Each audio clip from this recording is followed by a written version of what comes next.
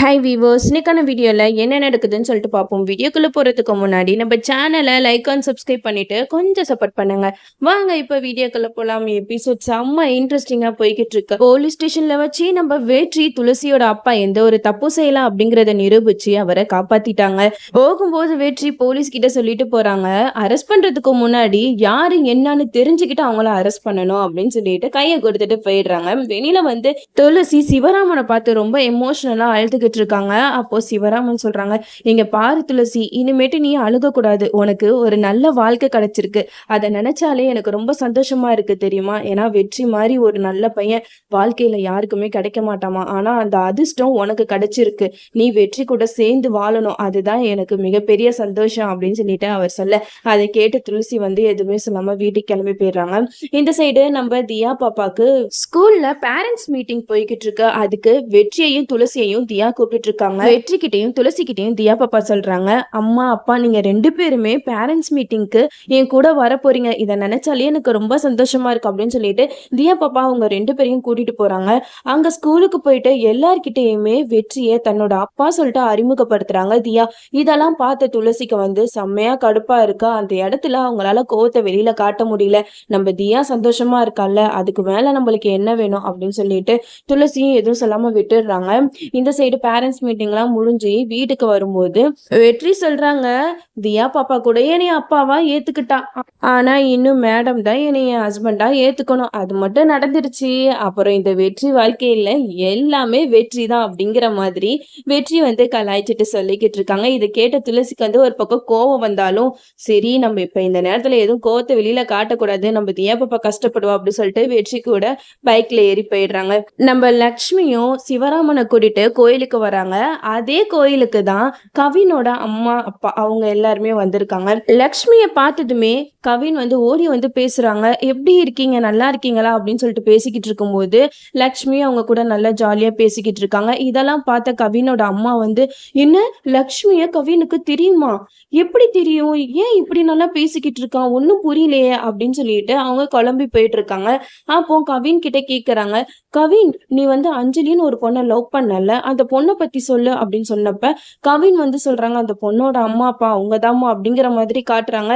இதை கேட்டதுமே கவினோட அம்மாவுக்கு வந்து மனசே தாங்கல. எப்படி இப்படி நடந்திருக்கலாம், அஞ்சலியை தான் கவின் விரும்புறான்னு தெரிஞ்சிருந்தா நான் அப்பவுமே அவங்க 2 பேத்தையும் சேர்த்து வச்சிருப்பேனே.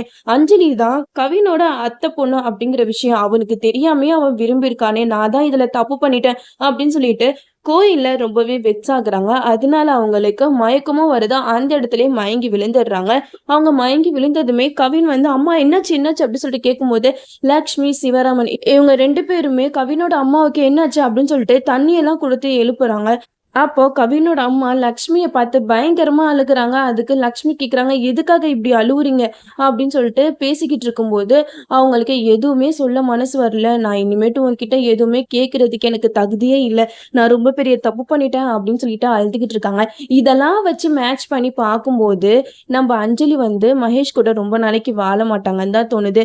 ஏன்னா அஞ்சலிக்கு ஜோடி கவின் தான். கவின் வந்து அஞ்சலியோட அத்தை பையன் தானே. அதனால இவங்க 2 பேரும் சேர்றதுக்கு நிறைய வாய்ப்புகள் இருக்கு. எல்லா சீரியல்லையுமே இதுதான் நடக்கும். ஃபர்ஸ்ட் வாழ்க்கை யாருக்கும் நல்லா இல்லைன்னா செகண்ட் வாழ்க்கை வந்து அவங்க ஆசைப்பட்ட மாதிரியே நடந்து முடிஞ்சிடும். அதே தான் நம்ம அஞ்சலி வாழ்க்கையிலேயே நடக்க போகுது. இந்த சைட நம்ம அஞ்சலி வந்து வீட்டை கிளீன் பண்ணுவோம் அப்படின்னு சொல்லிட்டு அறக்க பறக்க எல்லாத்தையுமே இருந்த இடத்த விட்டு மாத்தி மாத்தி வச்சு கிளீன் பண்ணிக்கிட்டு இருக்காங்க. மகேஷோட இந்த புத்தி தெரிஞ்சோம் அஞ்சலிக்கு ஏன் இந்த தேவையில்லாத வேலை. மகேஷ்க்கு ஒரு பொருள் இருக்கிற இடத்துல இல்லாம வேற இடத்துல இருந்தா பிடிக்காதுன்றது நம்ம அஞ்சலிக்கு நல்லாவே தெரியும். ஆனா அதையே மீறி வீட்டை கிளீன் பண்றேன்னு சொல்லிட்டு மாங்குன்னு எல்லாத்தையும் மாத்தி வச்சிடுறாங்க.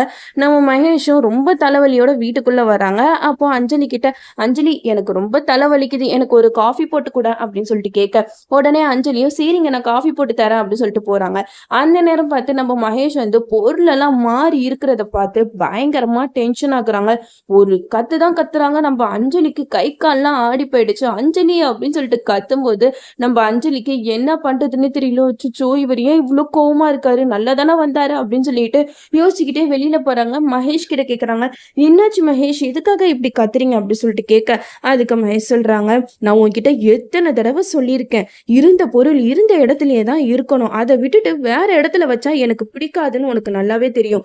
எதுக்காக எனக்கு பிடிக்காத விஷயத்த நீ திருப்பி திருப்பி பண்ணிக்கிட்டு இருக்க?" அப்படின்னு சொல்லிட்டு மகேஷ் வந்து அஞ்சலிய கத்த ஆரம்பிச்சிடுறாங்க. அதுக்கு அஞ்சலி சொல்றாங்க, "இல்லங்க, நான் தான் கொஞ்சம் சேஞ்சஸ் இருக்கட்டுமே நான் மாத்தி வச்சேன்" அப்படின்னு சொல்ல, அத கொஞ்சம் கூட காதுல வாங்கவே மாட்றாங்க. "அஞ்சலி, நீ என்னைய ரொம்ப டார்ச்சர் பண்ணிக்கிட்டு இருக்க. நீ பண்ணக்கூடாத வேலையெல்லாம் பண்ணிட்டு என்னைய வெறுப்பேத்திக்கிட்டு இருக்க" அப்படின்னு சொல்லிட்டு மகேஷ் வந்து கத்த கத்த நம்ம அஞ்சலிக்கு கோவம் வருது. அஞ்சலியும் கூட சேர்ந்து கத்துறாங்க. "என்ன மகேஷ் ரொம்ப பேசிக்கிட்டு இருக்கீங்க? நான் என்ன பண்ணேன்? வீட்ல இருக்கிற பொருள மாத்தி வச்சேன். இதுல என்ன தப்பு இருக்கு?" அப்படின்னு சொல்லிட்டு அஞ்சலி எதிர்த்து பேச ஆரம்பிச்சிடுறாங்க. இத கேட்ட மகேஷ்க்கு என்ன பண்றதுன்னே தெரியல. என்ன அஞ்சலி இப்படியெல்லாம் பேசுறா? நம்ம பேசின பேச்சுக்கு மறு வார்த்தை பேசாம இருந்தா, இப்ப என்னாச்சு இவளுக்கு? அப்படின்னு சொல்லிட்டு மகேஷ் வந்து யோசிச்சுக்கிட்டே இருக்கும்போது, "சரி அஞ்சலி விடு, எனக்கு ஒரு காஃபி போட்டு கொண்டு வா" அப்படின்னு சொல்லிட்டு அஞ்சலிய காஃபி போட சொல்லிடுறாங்க. இந்த நேரத்துல மகேஷ் வந்து மறுபடியும் அங்க இருக்கிற பொருளெல்லாம் வேற இடத்துல வைக்கிறாங்க. இதெல்லாம் பார்த்து அஞ்சலிக்கு பயங்கரமா டென்ஷன் ஆகுது. ச்சே! அப்ப நான் எதுவுமே செய்யக்கூடாதுன்னா, அப்ப எதுக்கு நான் இந்த வீட்ல இருக்கணும்? பொம்மை மாரி நான் ஒரே இடத்துல உட்கார்ந்திருக்கும்போது, எனக்கு அப்படியே பைத்தியம் பிடிக்கிற மாதிரி இருக்கா அப்படின்னு சொல்லிட்டு அஞ்சலி ஒரு பக்கம் புலம்பிக்கிட்டு இருக்காங்க. ஆனா ஒரு பக்கம் அஞ்சலிய பார்க்கும்போது ரொம்பவே பாவமா தான் இருக்கு. மகேஷ் கிட்ட மாட்டிக்கிட்டு ரொம்பவே தவிச்சுக்கிட்டு இருக்காங்க. என்னைக்கு தான் அஞ்சலிக்கு ஒரு விடிவு காலம் பொறக்கும்னே தெரியல. அஞ்சலி மட்டும் அந்த சீக்ரெட் ரூம்குள்ள இருக்கிறது யாரு? அவங்க எப்படி வந்தாங்க? அப்படிங்கிற விஷயத்த கண்டுபிடிச்சா தான் மகேஷ், அஞ்சலி இவங்களோட சீன்ஸ் எல்லாம் அடுத்த கட்டத்த நோக்கி போகும். அது மட்டும் இல்லாம இந்த சைக்கோ மகேஷ் வந்து எப்ப எப்படி மாறுவான்னு யோசிக்க கூட முடியல. அந்த அளவுக்கு அவனோட கேரக்டர் வந்து அந்நியன் மாரியும், அம்பி மாரியும் மாறிக்கிட்டே தான் இருக்கு. இத நம்ம அஞ்சலியும் புரிஞ்சுக்கிட்டாங்க. மகேஷ் வந்து நார்மல் மனுஷங்க மாதிரி கிடையாது. அவன் ஒரு சைக்கோ அப்படின்ட்டு அந்த வாட்ச்மேன் ஏற்கனவே வார்ன் பண்ணிக்கிட்டு போயிருக்காரு.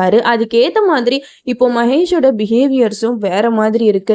சீக்கிரமா அஞ்சலி வந்து மகேஷ் எப்படிப்பட்டவன், அவன் என்னென்ன விஷயத்தெல்லாம் மறைச்சுக்கிட்டு இவ்ளோ பெரிய சொத்தையும் அனுபவிச்சுக்கிட்டு இருக்கான் அப்படிங்கிற உண்மையெல்லாம் கண்டுபிடிச்சாதான் இன்னும் எபிசோட்ஸ் எல்லாம் விறுவிறுப்பா போகும். அது மட்டும் இல்லாம மகேஷ் வந்து அஞ்சலி மேல ரொம்ப பாசம் வச்சிருக்கேன் அப்படி இப்படின்னு சொல்லிட்டு பில்டப் பண்ணிக்கிட்டு இருக்காரு. பட் இதுக்கு முன்னாடி அர்ஜுன் அப்படிங்கிற முருகன் மேல நம்ம மகேஷ் வந்து ரொம்பவே பாசமா இருந்தாரு.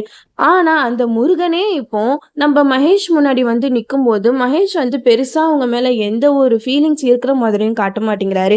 என்னதான் இருந்தாலும் சின்ன வயசுல இருந்து அவ்வளோ க்ளோஸா பழகுன ஃப்ரெண்டு ரொம்ப நாள் கழிச்சு பாக்குறோம்னா மனசுக்குள்ள எவ்வளவு சந்தோஷமா இருக்கும். ஆனா மகேஷ்க்கு வந்து அந்த ஒரு சந்தோஷமே இல்ல. முருகனை பார்த்து பயப்பட தான் செய்றாங்க.